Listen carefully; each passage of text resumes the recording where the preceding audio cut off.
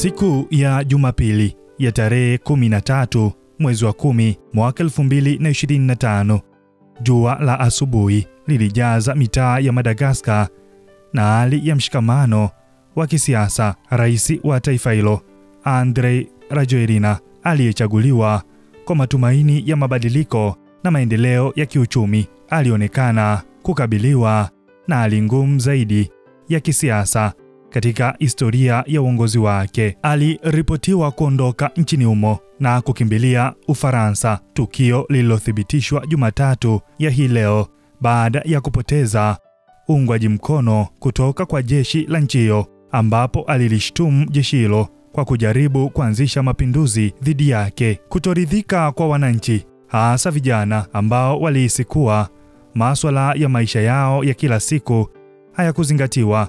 Kwa wiki kadhaa, vijana walijitokeza mitaani wakiwa na mabango, kelele na mzunguko wa kampeni za amani, wakitaka mabadiliko haraka na uwajibikaji wa rais.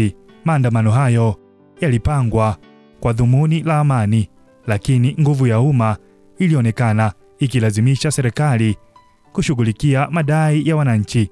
Sababu kuu ya maandamano ya Madagascar ni kutoridhishwa kwa wananchi na uongozi wa Rais Andry Rajoelina, lakini pia kuna sababu mbalimbali. Moja, kupoteza imani na uwajibikaji wa rais. Wananchi walihisi kuwa masuala muhimu ya maisha yao ya kila siku hayakuzingatiwa ipasavyo. Mbili, matatizo ya kiuchumi na kijamii, ongezeko la bei za bidhaa, ukosefu wa ajira kwa vijana na hasa hali ya maisha iliyokuwa ngumu zaidi. Tatu, uungwaji mkono wa jeshi kupungua. Sehemu ya kikundi cha jeshi walionekana kumpinga rais, jambo lililozua wasiwasi na kuongeza mshikamano kwa wananchi. Nne, shinikizo la vijana. Vijana walichukua mstari wa mbele kuongoza maandamano, wakitaka mabadiliko ya haraka na uwajibikaji wa kisiasa. Baada ya kuondoka kwa Rais Rajoelina,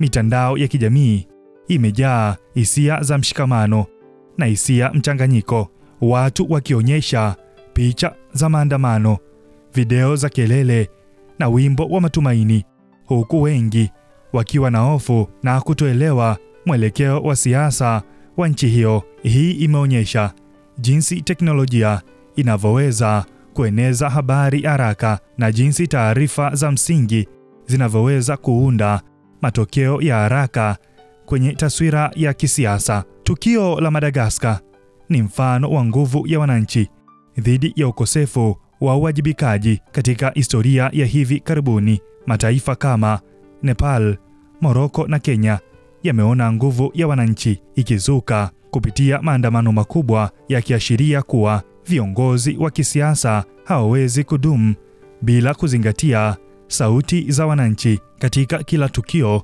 wananchi wanaendesha maandamano kwa amani, wakilazimisha mabadiliko yasiyoepukika. Kwa Madagascar, kuondoka kwa Rais Rajoelina kuna waacha wananchi na nafasi ya kuunda mustakabali mpya. Ni somo la historia. Hata viongozi wenye madaraka makubwa hawawezi kusimama bila uungwaji mkono wa jeshi na wananchi. Hali hii pia ni kielelezo cha nguvu ya vijana ambao mara nyingi ndio kiini cha mabadiliko, wakionyesha kuwa sauti ya umma ni silaha isiyopingika. Kuondoka kwa rais huyo hakukusababishwa na tukio moja tu, bali ni matokeo ya mfululizo wa kutoridhika kwa umma, kushindwa kushughulikia matatizo ya kila siku na kupoteza uungwaji mkono wa kijeshi.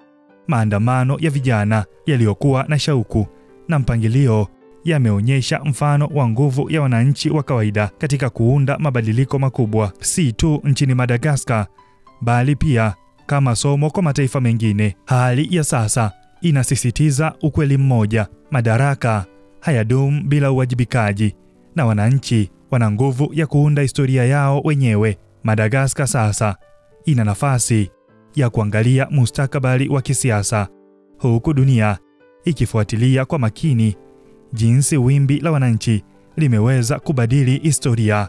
Hii ni BMTV Tanzania. Mimi ni Baraka Peter.